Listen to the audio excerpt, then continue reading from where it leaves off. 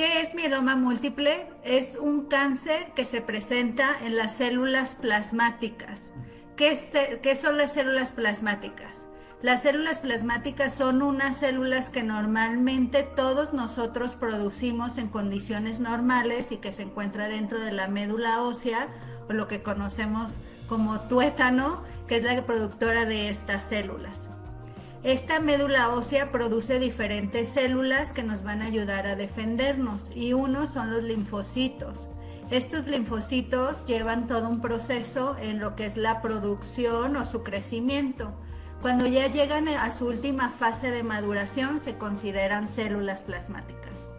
Estas células plasmáticas son en condiciones normales, que como les comenté todos tenemos en nuestro cuerpo, pues nos ayudan a defendernos de diferentes situaciones, específicamente de procesos infecciosos, procesos inflamatorios, y producen unas sustancias que se llaman inmunoglobulinas, que a lo mejor en algunas ocasiones, ya sea ustedes que son los que se están conectando o algunos familiares, de repente vemos en nuestra biometría, en nuestros exámenes de sangre, ¿no? Estas células plasmáticas que producen las inmunoglobulinas en el mieloma múltiple se producen en cantidades excesivas, ¿no?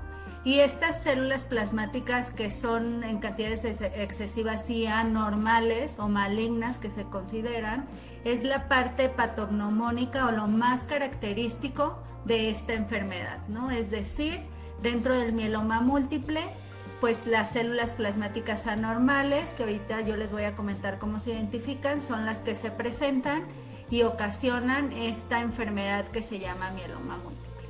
Como yo les comenté, pues se presenta o se produce dentro de lo que es la célula plasmática, pero pues se puede expresar en todo nuestro, se liberan dentro de lo que es la médula ósea y se empiezan a acumular. Como comenté, es una producción exagerada de estas células plasmáticas, y lo que va a ocasionar es que se empiecen a acumular grandes cantidades de células plasmáticas en los huesos. Por eso es la principal manifestación de un mieloma múltiple, es dolor en los huesos o fracturas patológicas, ¿no? Pero esto no solo se encuentra dentro de lo que es el hueso o la médula ósea, porque como les comento, se empiezan a liberar, y también puede llegar a afectar otros órganos que son importantes, como el riñón. Dentro de lo que es la sangre, la hemoglobina se baja, y en ocasiones también por la destrucción que existe del hueso, hay elevación de lo que es el calcio.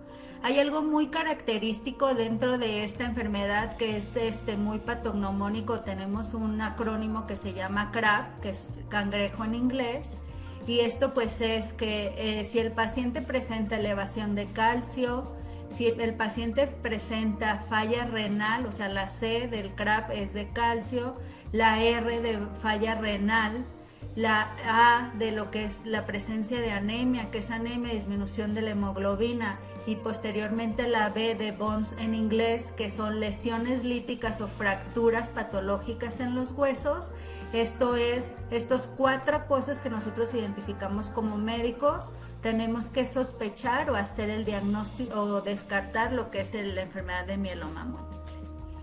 Esto, bueno, primero hay cosas que quiero resaltar antes de poder, no sé si conozcan a alguien que tenga esta enfermedad o tienen dudas al respecto, y yo encantada de poder resolverse estas preguntas o comentarios, pero sí creo que hay algo que tenemos que resaltar. Este es el segundo cáncer hematológico más común, es decir, se presenta en personas adultas, en donde los hematólogos, que al igual que yo, todos los colegas que somos egresados de la especialidad de hematología vemos, pues es la segunda neoplasia o cáncer hematológico más común.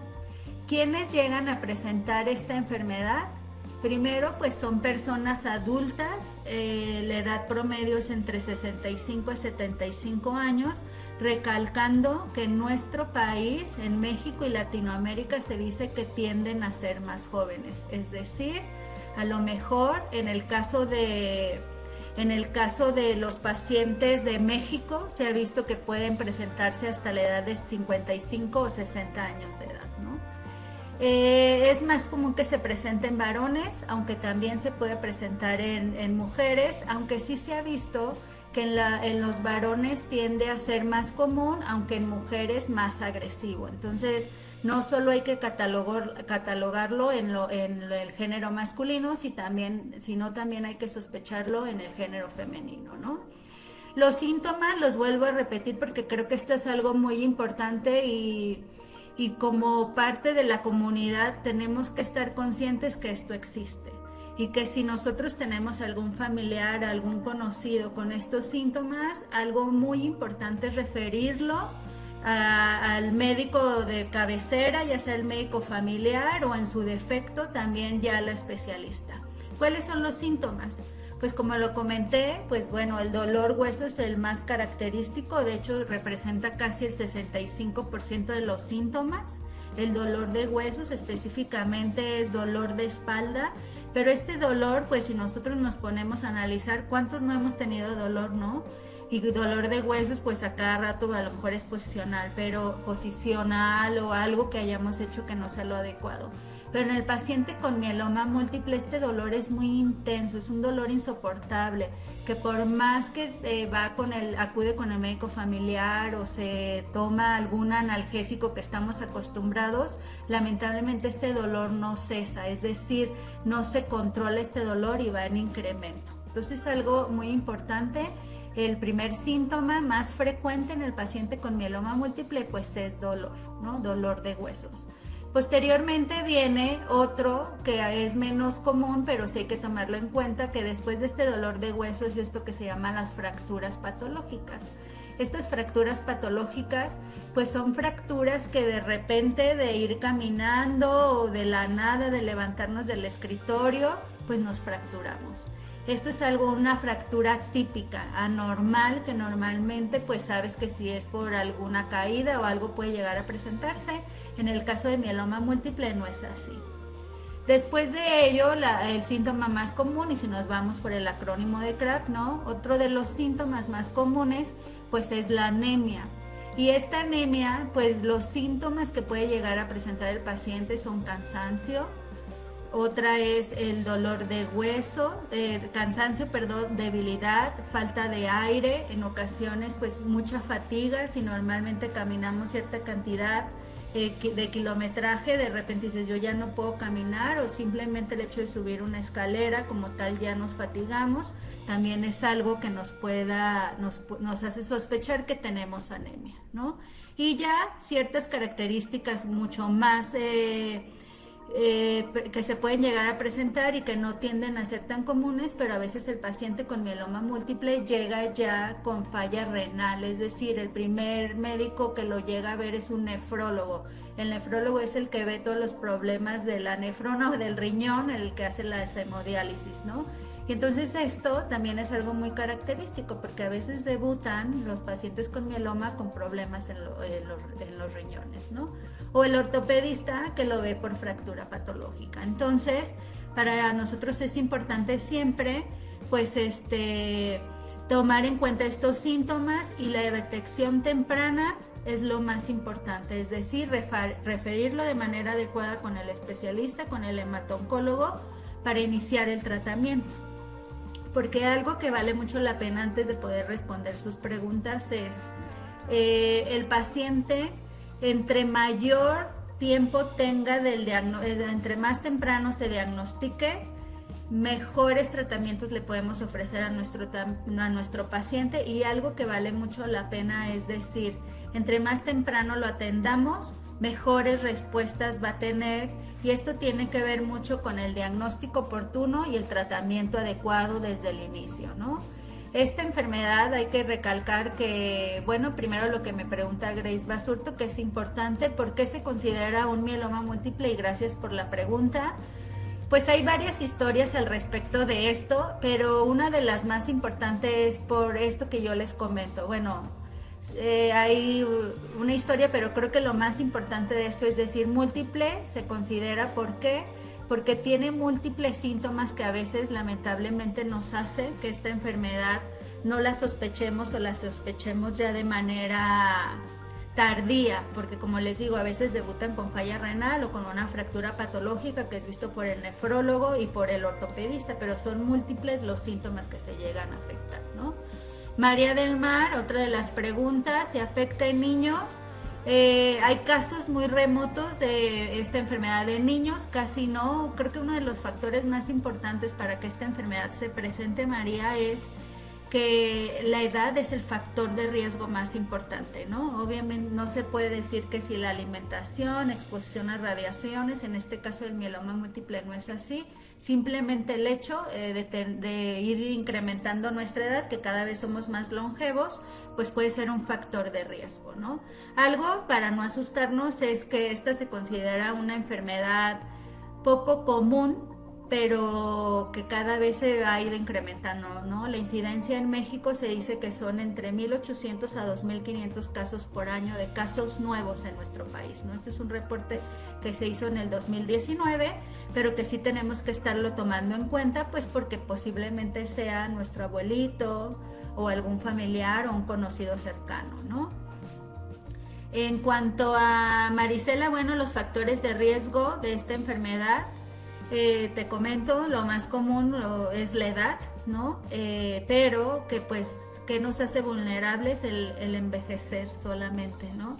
Sí es importante tomar en cuenta pues algunos factores, hacer ejercicio, reforzar nuestros huesos, ¿no? Que siempre valen la pena, pero bueno, esto no modifica la producción normal de estas células plasmáticas, ¿no? Y que existen algunos factores genéticos que pueden llegar a ocasionar, es decir, no es que si mi papá lo tuvo yo lo voy a tener o mi abuelo, pero sí hay algunas alteraciones genéticas dentro de la médula ósea o del microambiente medular que puede ocasionar esto.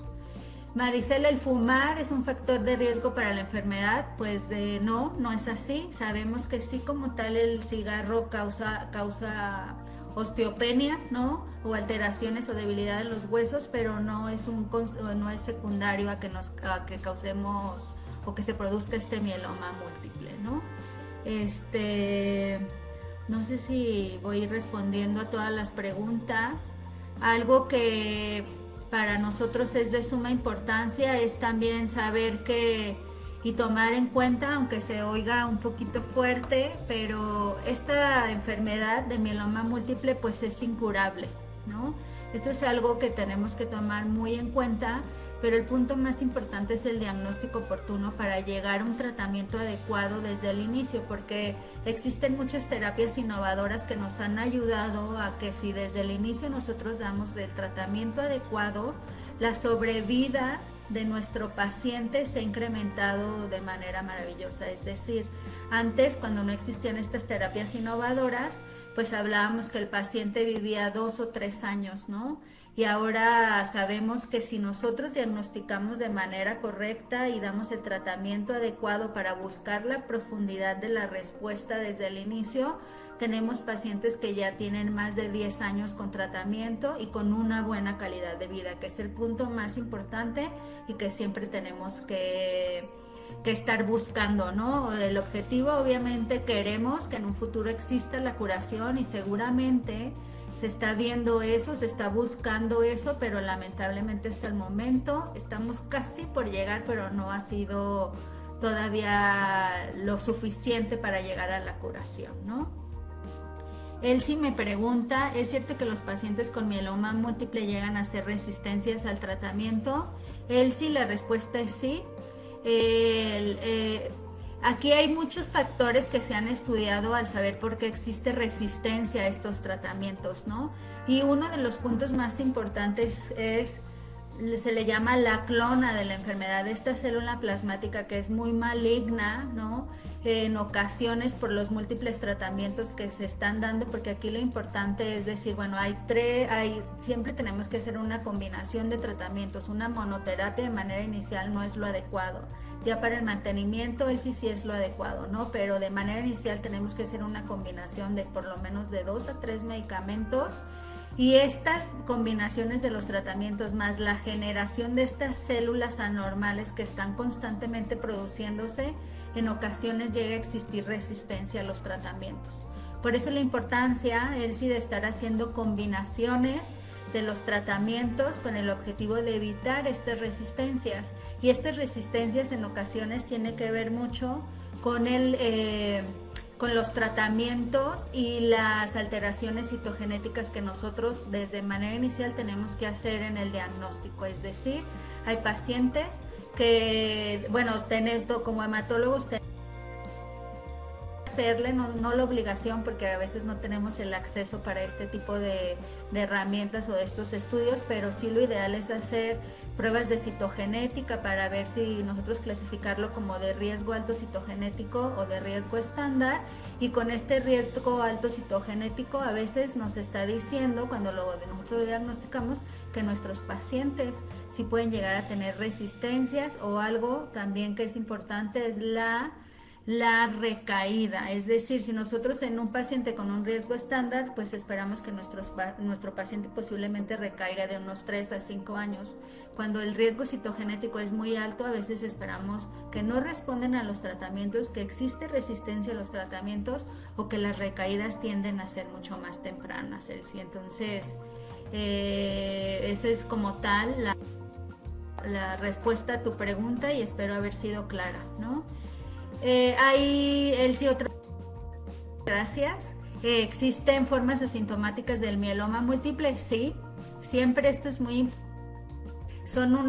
Hay como 3 fases de esta enfermedad que se llama gamapatías, ¿no? Monoclonales, porque algo muy importante para el diagnóstico, que ya me fui a las preguntas y no les dije, disculpen, aparte de los síntomas, pues hay que hacer exámenes de sangre, unas pruebas especiales que son la electroforesis de proteína en suero y en orina, como les comenté hay que hacer la citogenética, obviamente pues para confirmar el diagnóstico de las lesiones en los huesos o las fracturas patológicas, pues hay que hacer estudios de gabinete, ya sea desde radiografías, que no es lo más, ya no se usa tanto, pero bueno, depende de dónde estemos, la serie ósea metastásica o por lo menos una radiografía de cráneo, o si ya hay lesiones en la columna o en algunas partes de la médula espinal, pues se hace desde una resonancia magnética a un estudio que se llama PET-CT, ¿no? Entonces, para esto es importante siempre esto. Y bueno, el pico monoclonal, esta electroforesis de proteína, nos ayuda a hacer un diagnóstico diferencial entre una gamapatía monoclonal de significancia incierta, que es como un premieloma.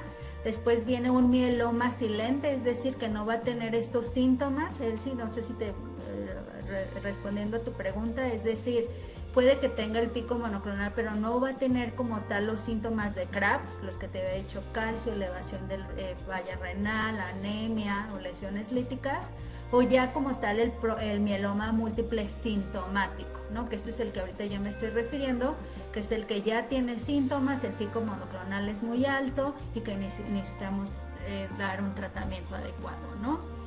A ver, si no me paso asintomática, sí, Elsie. Si tengo un familiar cercano que tuvo mieloma múltiple, ¿tengo tendencia a padecerlo también? No necesariamente, lo comenté, no, si mi papá tuvo, mi abuelo tuvo, no quiere decir que mi papá o yo lo voy a tener, no es así. Existen algunas historias de mielomas familiares, pero es muy raro, ¿no? Podemos estar tranquilos en este caso. Es lo mismo, Eric Vázquez, en cuanto a si es hereditario, no. No es como el cáncer de mama o algunas otras neoplasias. En este caso, en el mieloma múltiple, no es así. Lo que sí vale la pena, y María del Mar, gracias por hacer esta pregunta en cuanto a cuáles son las señales de alerta. Lo más importante es, si tenemos un dolor de huesos que no se quita con analgésicos, que ya acudieron con el médico de primer contacto, un médico familiar, médico de sus clínicas familiares, y que el dolor de huesos no se quita y está intensificándose, hay que pedirle exámenes de sangre, porque si a este dolor le agregamos lo que es la anemia, la presencia de la disminución de la hemoglobina, María del Mar, perdón, sí, como tal tenemos que sospechar en esta enfermedad, ¿no? Entonces, estos son como tal los signos de alerta. Bueno, uno que es como más catastrófico posiblemente, pues es una fractura patológica, ¿no? Hay casos que yo tengo de un paciente que iba caminando por la calle, se tropezó y se fracturó, y era una persona de 50 años, ¿no? Y ahí de repente dices, pues ¿cuántas veces no nos hemos fracturado? Digo, no nos hemos fracturado, pero sí nos hemos tropezado y no nos fracturamos, ¿no? Entonces este tipo de cosas son importantes que tenemos que tomar en cuenta. Alberto Vázquez, Eric, me preguntas, ¿podría ser un padecimiento progresivo? Creo que algo muy importante es que es una enfermedad crónica, Eric, que lamentablemente, como comenté, no tiene una curación y que en ocasiones tiende a ser un poco más agresivo, sí.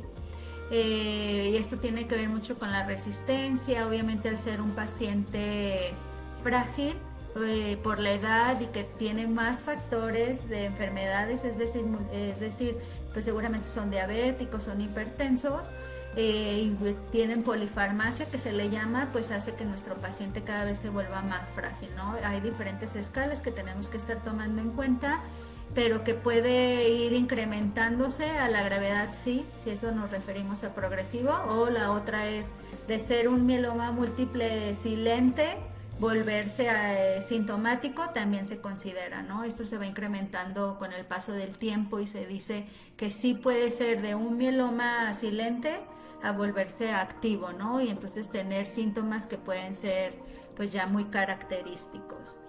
Entonces creo que para nosotros es de suma importancia hacer el diagnóstico correcto. Me gusta mucho de cuáles son los signos de alerta. Definitivamente tenemos que tomarlos en cuenta para acudir con nuestro médico especialista o del médico familiar que lo refieran. Algo que también vale mucho la pena es pues a veces pasa que como médicos pues no decimos, ay, es un dolor y damos un analgésico, ¿no? Y cuando uno como paciente se da cuenta que esto no está mejorando, sí podemos pedir exámenes de sangre o algo que nos haga descartar esta enfermedad, ¿no? Y son pruebas de sangre que normalmente nos hacemos de rutina, una biometría hemática, que aquí podemos ver cómo está la hemoglobina, podemos ver una química sanguínea para ver cómo está funcionando el riñón, ver la cantidad de creatinina que tiene, o hacer el análisis de las proteínas en orina para ver si no está arrojando proteínas en orina, las pruebas de función hepática que nos dicen cómo está la albúmina y la globulina. La relación de la albúmina y la globulina se pierde y que las globulinas están muy altas, y esto nos está diciendo que las inmunoglobulinas son las que se elevaron, ¿no? Entonces esto para nosotros es de suma importancia porque nos ayuda a un diagnóstico mucho más correcto, ¿no? Entonces, si su médico familiar les hace estos exámenes, ven estas alteraciones, es importante enviarlo con el médico especialista, que lo ideal es el hematólogo. Nosotros los hematólogos vemos esto con el objetivo de hacer un diagnóstico oportuno, ¿no? Sandra me pregunta, y bueno, después del diagnóstico pues dar el tratamiento correcto para lograr que nuestros pacientes pues tengan una vida más larga en compañía de sus seres queridos y con muy buena calidad de vida, ¿no? Sandra Ramírez me dice, doctora, buenas tardes, yo tengo esclerosis sistémica, hipotiroidismo, fibromialgia y tengo mucho dolor de huesos en todo el cuerpo y más en las piernas que no se quita con nada.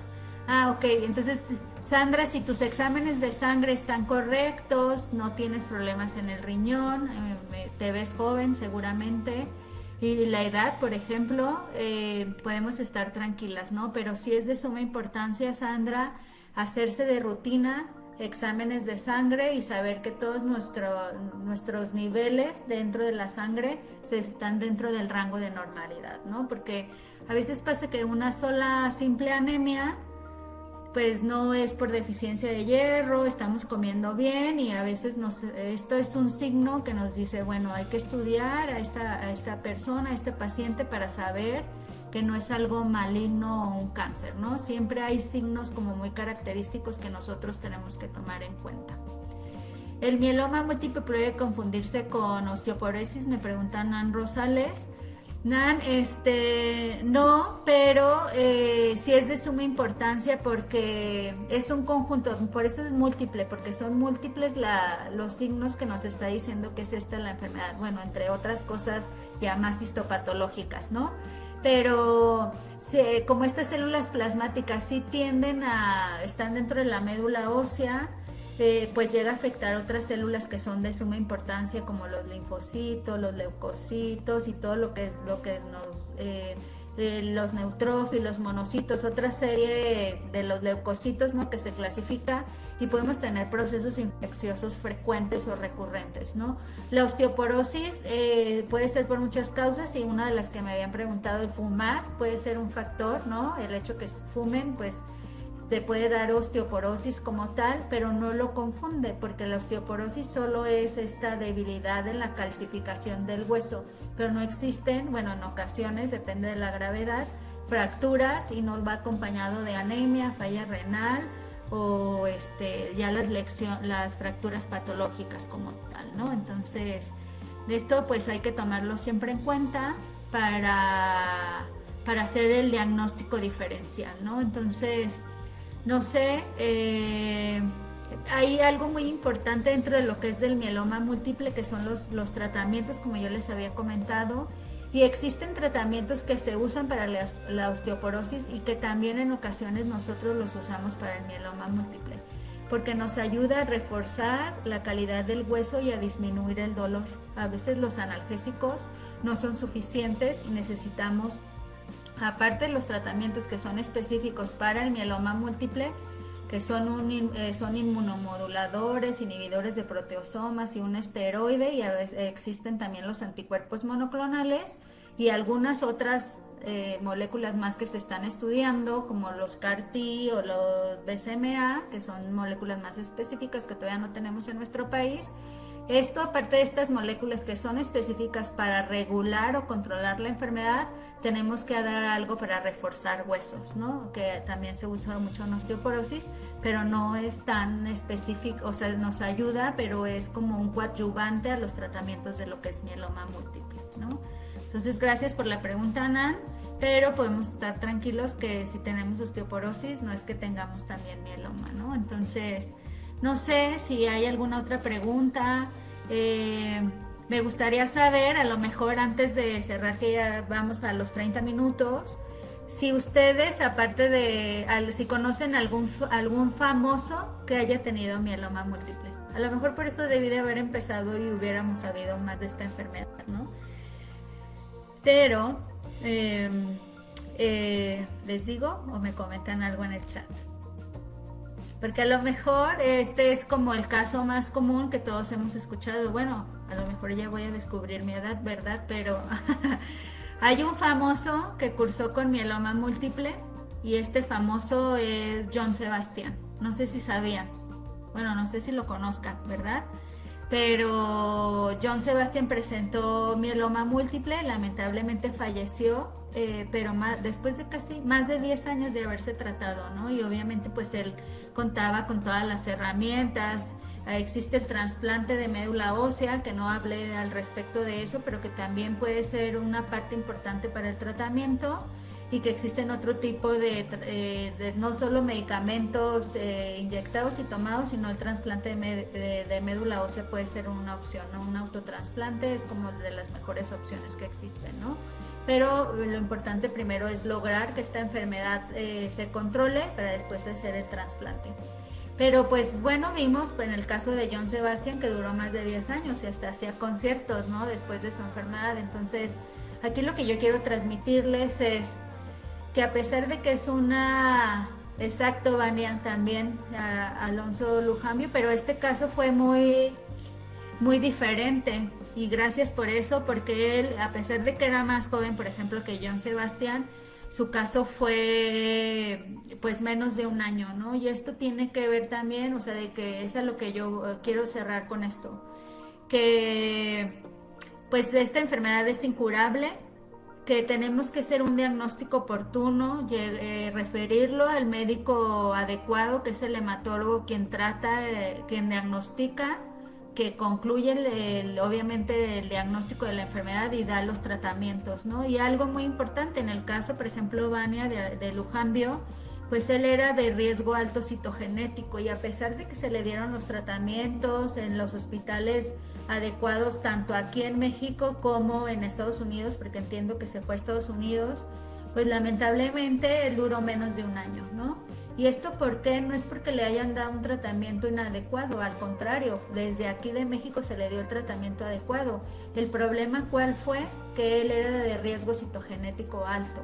Y es lo que les comento. Entonces, la importancia de un diagnóstico adecuado y bien estudiado, una profundidad tanto en el diagnóstico inicial para poder iniciar un tratamiento adecuado y prolongar la vida de nuestros pacientes es lo más importante, ¿no? Esta enfermedad es múltiple porque podemos, tanto los síntomas que tiene como los nichos de las células plasmáticas están en diferentes partes de nuestros órganos, pero también cada persona es muy independiente de cómo va a responder, ¿no? Y algo que vale mucho la pena es la historia natural de esta enfermedad, es que el objetivo inicial de esta enfermedad es lograr que durmamos por el mayor tiempo del mundo esta enfermedad, ¿no? Bueno, por el mayor tiempo posible, porque por el mundo no, el mayor tiempo posible, pero que puede existir picos de recaídas de la enfermedad, ¿no? Entonces, también no nada más es el diagnóstico oportuno, sino también hacer un diagnóstico y un estudio adecuado de nuestros pacientes para ver si respondió a los tratamientos o si ya existe una posible recaída o refractariedad, ¿no? Entonces, esto es lo más importante, la historia natural de la enfermedad. Hay historias naturales de las enfermedades que lamentablemente pues no podemos frenar, pero que con las terapias innovadoras podemos hacer que nuestros pacientes, nuestros familiares o conocidos estén el mayor tiempo del mundo con nosotros, ¿no? Eso pues es lo que yo les quiero transmitir. Y algo también importante pues es el diagnóstico oportuno para un tratamiento adecuado, y la calidad de vida de nuestros pacientes es la que tiene que ser mejor.